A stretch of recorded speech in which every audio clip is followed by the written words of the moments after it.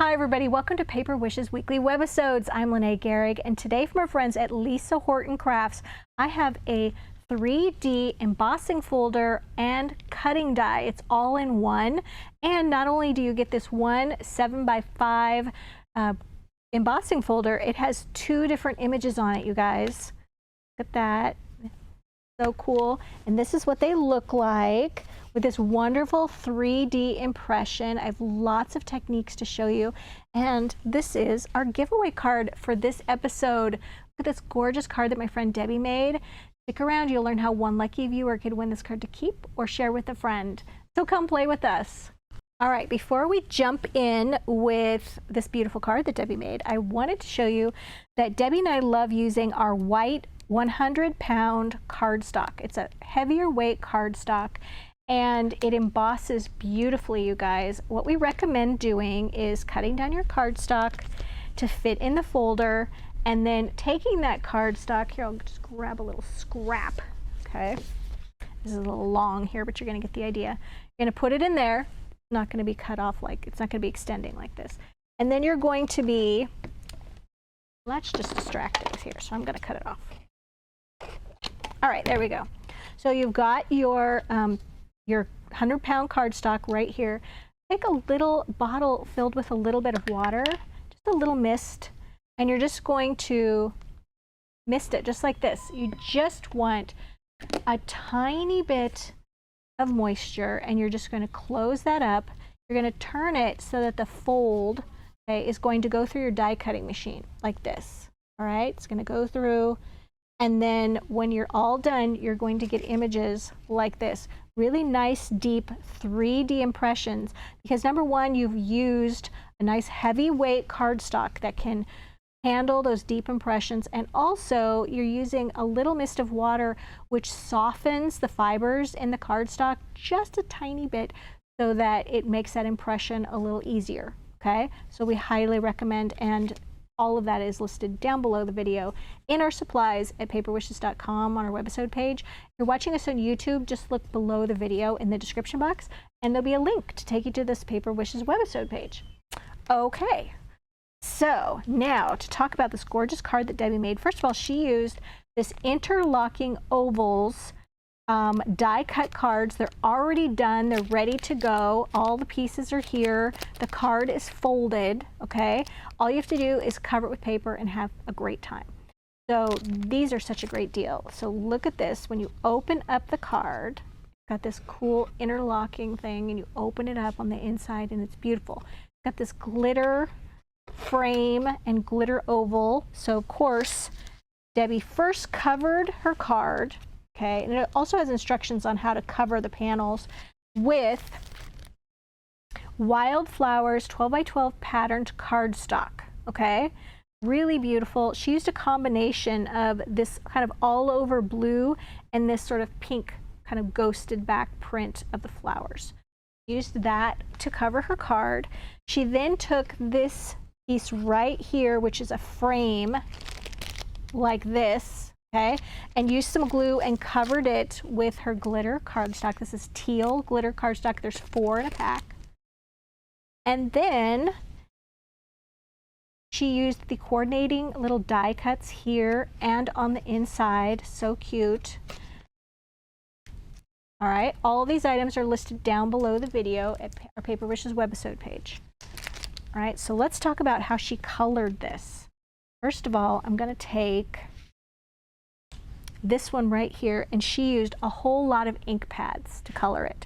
First of all, for the butterfly right here, she used the teal ink pad, and then she colored on top of that with a little bit of orchid. And then we've got the little petals, the leaves, she used khaki ink.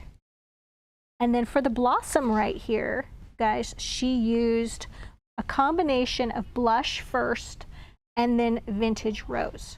All right, so let's take a look. She used daubers. So cute. Love these. Just little finger daubers. I'm going to show you how she colored the rose. So first taking blush.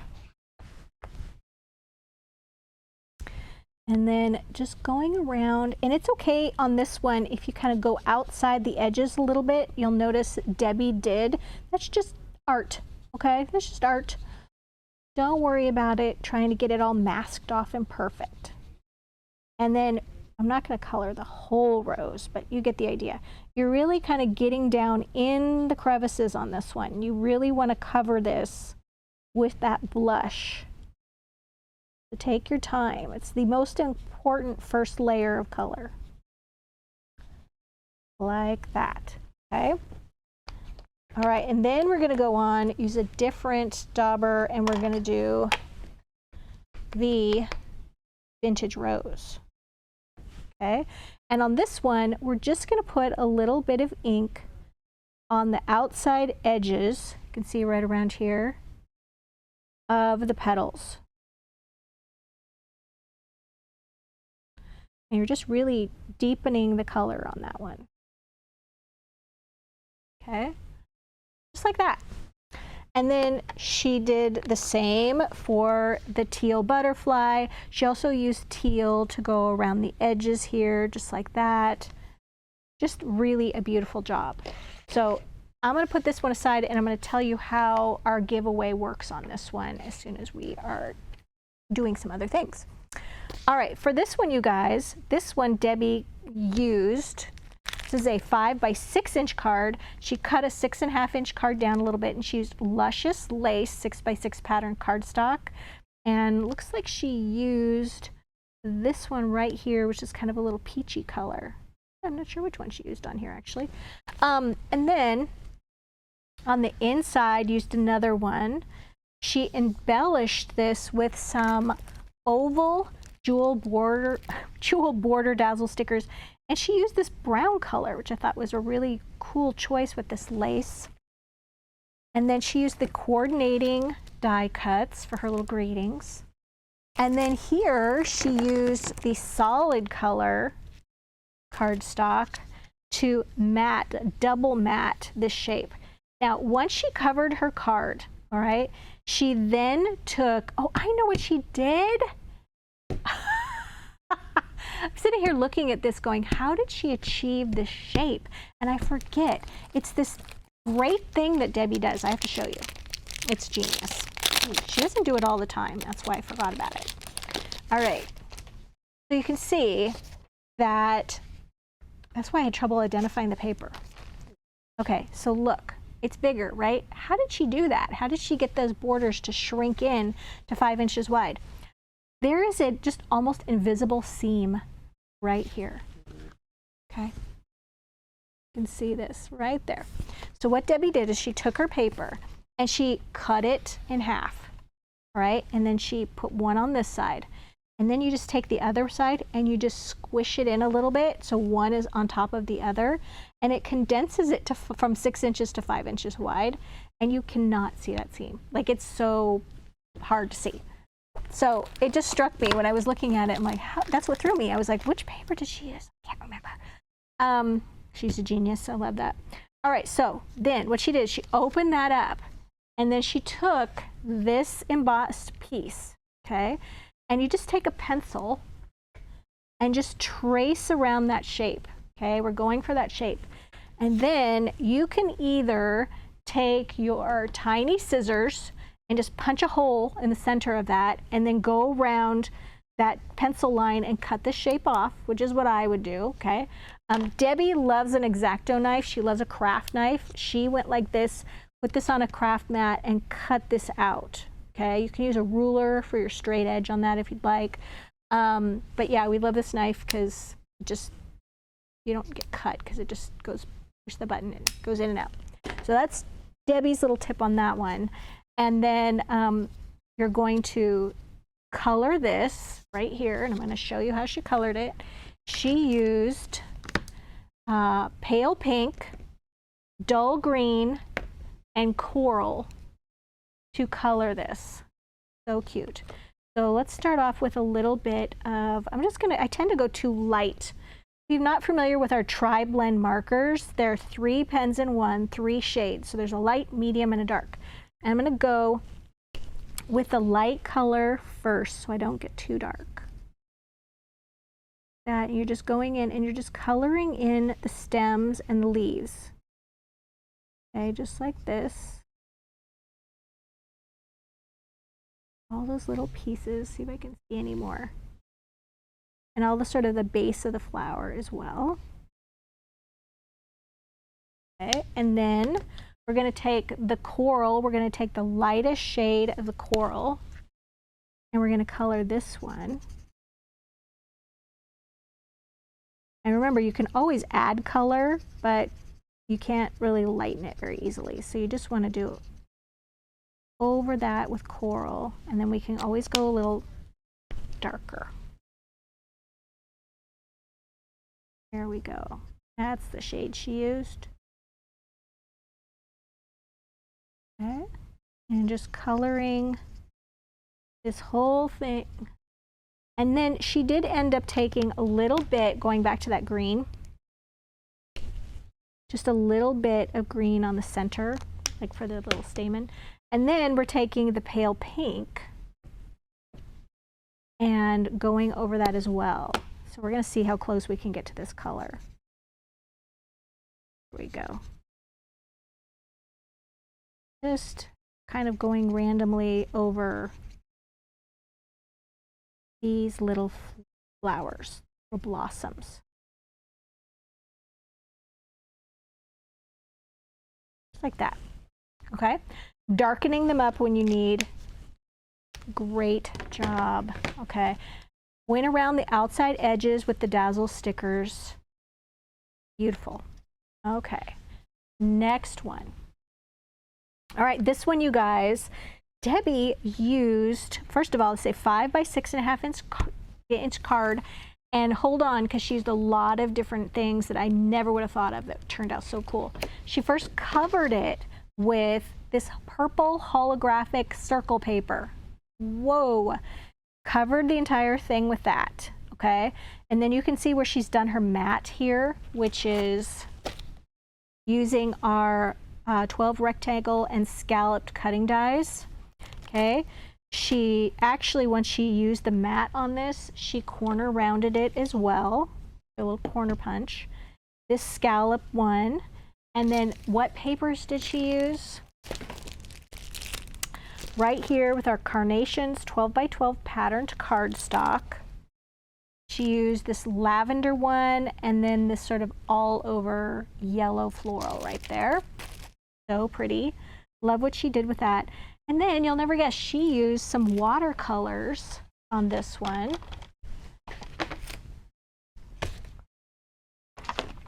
Here we go.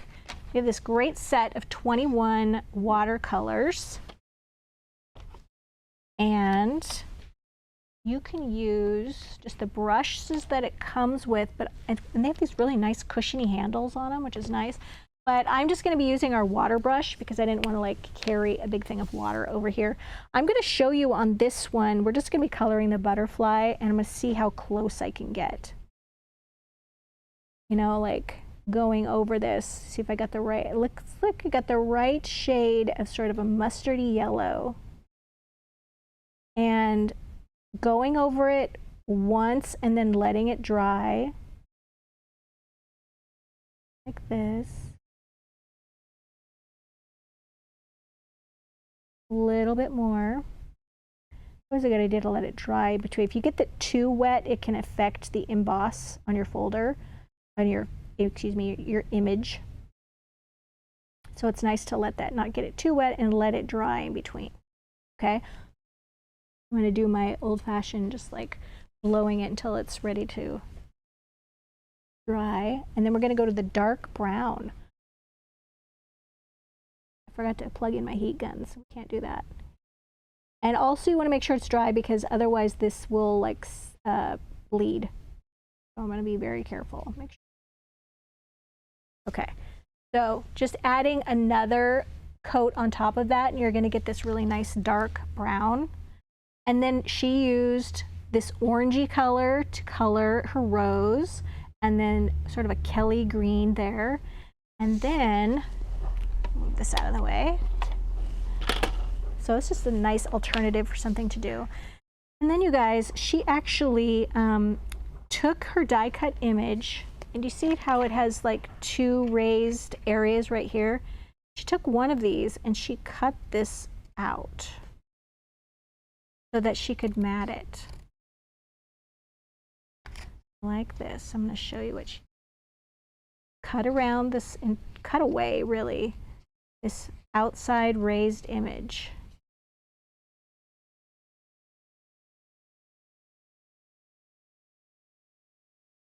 Okay. So once it's all gone all the way around the edge, then she die cut it again from this purple holographic, and then she just put this one on top of the next one that she die cut.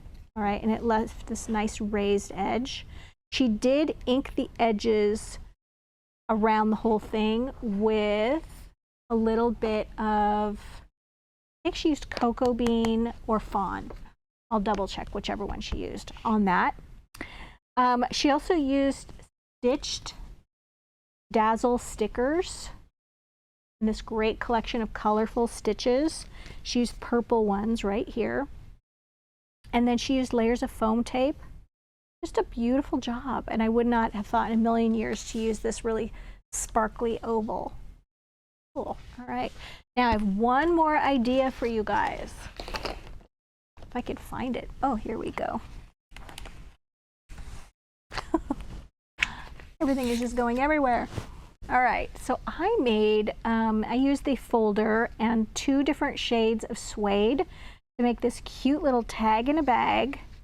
Open that up. You can see that great impression in that violet purple colored suede.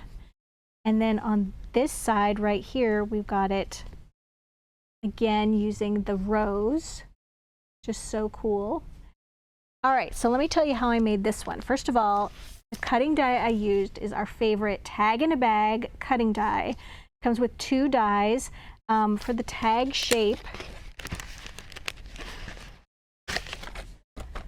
okay, here's the tag shape, just like this. Nice, big, chunky metal and the tag. And then you're just folding the tag shape just like this. Boom, boom. And I like putting this bottom piece on the outside. And that way when you put your tag in, it doesn't get caught up when it's on the inside. You can do whichever you want. All right, and then I use 2 different colors of suede paper. If you're not familiar with suede paper, we have lots of different colors of it at paperwishes.com. I used this color, which is definitely like a lavender color. The manufacturer calls this one mauve, and it's not mauve. So it's lavender. We changed the name on it, but the ticket might say mauve. I die cut this shape right there, okay? And then tag is from the 110-pound weight white cardstock I showed you in the opening. And then for the embossed pieces, I used the purple or violet suede. And what makes it suede is it's got a nice fabric with a nap on it on one side and paper on the other side. It really embosses beautifully. And then on this one, I took, once I assembled everything, I like to assemble my little paper bag. Instead of using glue on the suede, I like using tape, double stick tape. And then I colored in the top of it because you get this background that's just kind of a, like this color on the, like lavender color.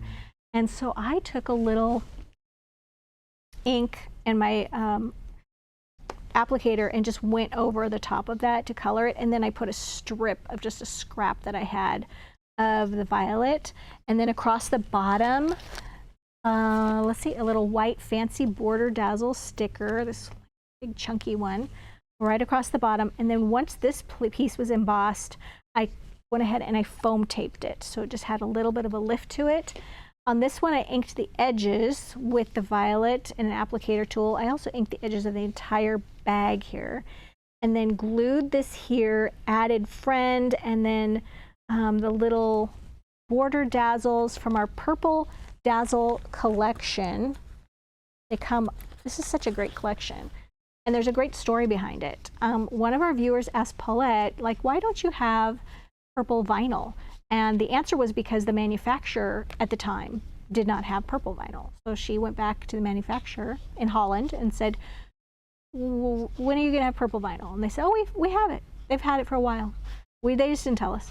So she took all of our most popular dazzles at the time and then had them do them all together in one giant collection to kind of make up for the fact that we didn't have them in our assortments. So that's a great collection. So we've got Happy Birthday and the borders. And then finally, I just topped it with a little purple ribbon. So this would make a little fun birthday tag for a bag or put on top of a present, I thought. All right, you guys, so much to show you today. Thanks for hanging in. I hope you had fun. So one of these cards was our giveaway card. Is this one.